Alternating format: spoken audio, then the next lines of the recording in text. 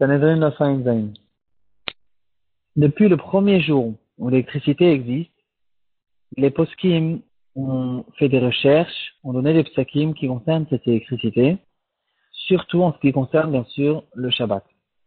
Il y a à peu près 140 ans, il y a 2 centrales électriques, les premières au monde, qui ont été fabriquées à Londres et à New York. Et les poskim déjà de cette génération ont essayé d'expliquer, de déterminer qu'est-ce que c'est l'électricité d'après la halakha et de nous donner des psakim. Est-ce qu'on a le droit d'utiliser cette électricité pendant Shabbat? C'est un de Waïta, c'est un de Rabbanan? C'est quoi exactement comme halakha, etc. Dans notre sugya, on peut faire beaucoup de ressemblances avec pas mal de choses, comme on a déjà vu hier à propos d'autres choses. Et en comprenant en fait le mécanisme de plusieurs choses d'une action qu'une personne y fait, et que cette action cause une conséquence. Et dans quel cas on dit que cette action, la conséquence qui est arrivée, elle vient à cause de cette personne. Dans d'autres cas, on dira que non, c'est quelque chose d'indirect. On a déjà vu hier qu'il y a plusieurs possibilités, plusieurs choses qu'il faut connaître pour qu'on puisse comprendre quand est-ce qu'une action, elle est considérée que c'est lui qui l'a fait et c'est lui qui a causé cette conséquence. On a vu 2 sortes de gramma.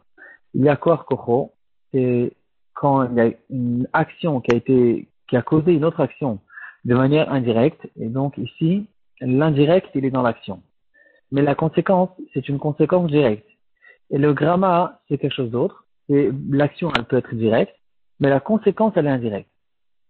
Le gramma, il est naturellement beaucoup plus loin. On fait moins facilement reposer le résultat sur la personne dans un cas de gramma.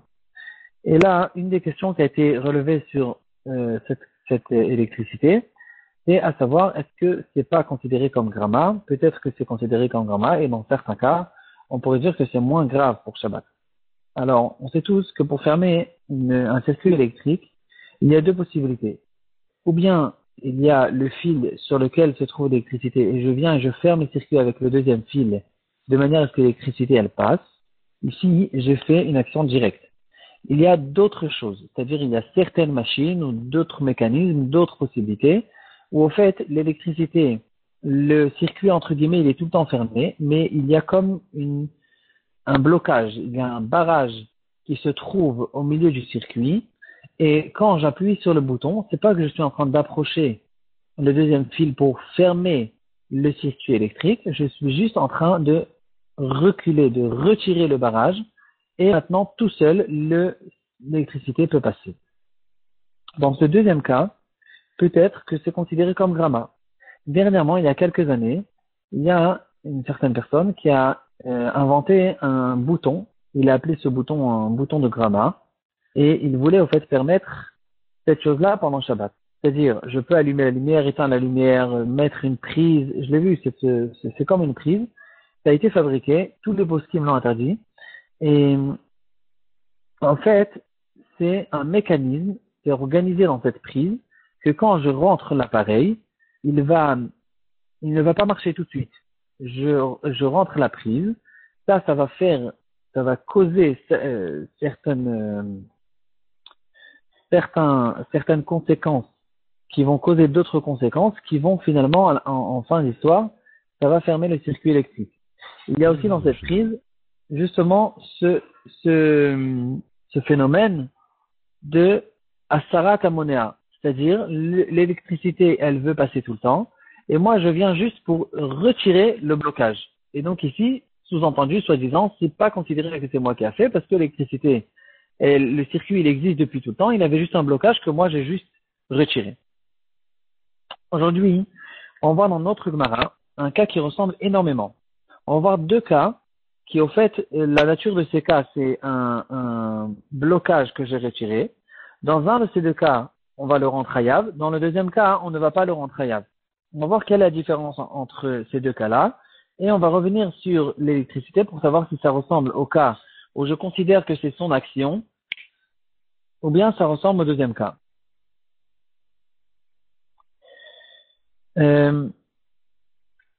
Rav Chaim Ozer Grodzinski, le Rav de Vilna d'avant la guerre, dans le Shut Eliezer, c'est un des premiers, au fait, qui est rentré bien en fond et en large dans toute cette histoire d'électricité.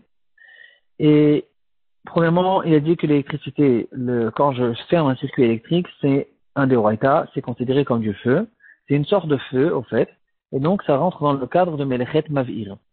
Il a même été chez un électricien très compétent dans une usine qui s'appelait Électritechnique. Électritechnique. Et cette personne, il a expliqué comment ça marche exactement cette électricité qui, à cette période, était encore un petit peu nouveau et pas assez connu. Et en fonction de ça, il a sorti le psak qui considère l'électricité comme un deoraita. Plus tard est arrivé le Chazon Ish, aussi très connu, qui dit que, mis à part le problème du feu, il y a un autre problème qui s'appelle bonnet. Le Chazon Ish l'explique que bonnet, ça ne veut pas dire forcément une construction d'une maison ou d'une chaise ou d'une armoire. Bonnet, c'est tout appareil que je ramène cet appareil au statut du but pour lequel il a été créé, fabriqué. Alors, il y a ici un problème de bonnet. On revient maintenant à ce problème dans les cas au fait où je suis en train d'allumer, de causer un mécanisme d'électricité, pas sous forme où je suis en train de fermer vraiment avec mes mains le circuit électrique, mais sous forme que juste j'enlève, sur ça on va s'attarder aujourd'hui, j'enlève le blocage.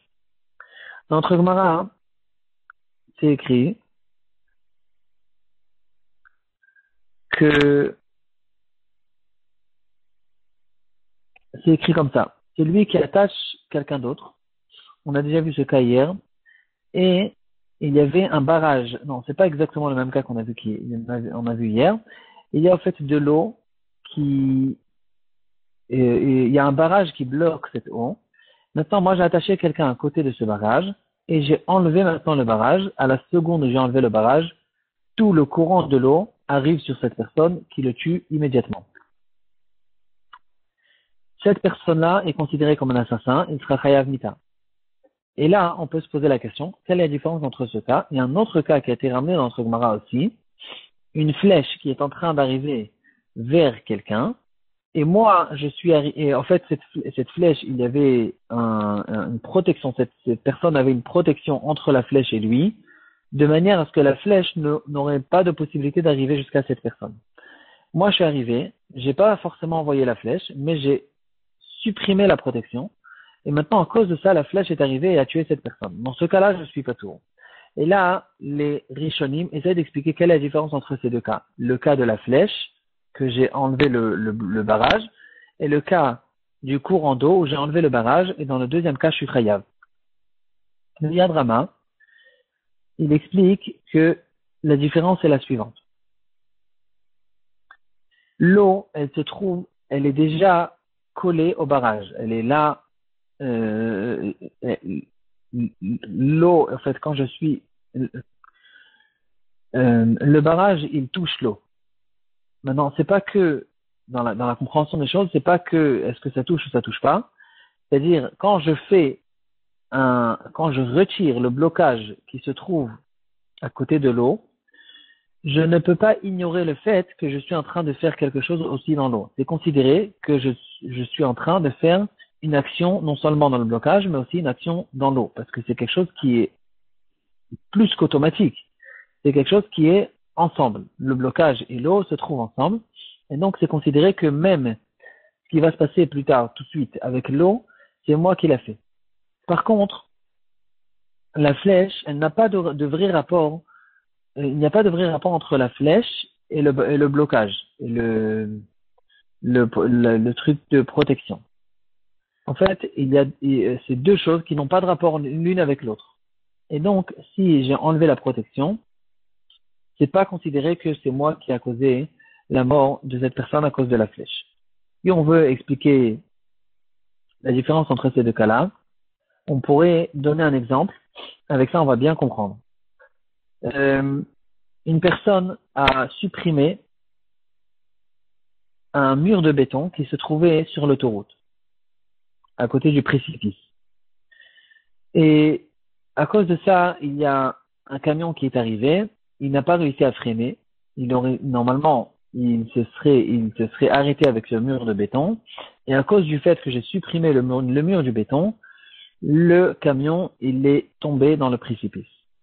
Deuxième cas, le camion, il a déjà été bloqué par le mur. Il est arrivé par le mur, il se trouve sur la pente, mais il est bloqué par le mur. Moi, j'arrive à ce moment-là, et je supprime le mur. Et à cause de ça, le camion, il tombe dans le précipice. On comprend très bien la différence entre ces deux cas-là. Dans le premier cas, j'ai rien fait avec le camion. Et dans le deuxième cas, je ne peux pas du tout ignorer le fait que le camion il est en train d'être maintenant appuyé, il est adossé sur ce mur. Et maintenant, quand je suis en train d'enlever le mur, je suis au fait en train de faire tomber le camion dans le précipice. Et c'est ça en fait la différence entre le cas de la flèche et le cas du courant d'eau. Si maintenant, après qu'on a compris ça, on veut revenir à l'électricité et essayer de comprendre pourquoi ce bouton d'électricité, cette prise d'électricité a été interdite formellement par les poskim, et pourquoi on ne considère pas cette chose-là comme un sarat amonea et un groama et toutes ces choses-là. La réponse, elle est très simple. C'est parce que, puisque le mécanisme de cette prise, le mécanisme de ce bouton, il a été organisé depuis le début de sorte à ce que je viens et j'appuie sur ce bouton qui va maintenant être tout de suite faire passer l'électricité, ou pas forcément tout de suite, mais je suis en train de faire ce mécanisme lui-même. Je ne peux pas ignorer de dire que je suis en train de faire quelque chose d'autre complètement.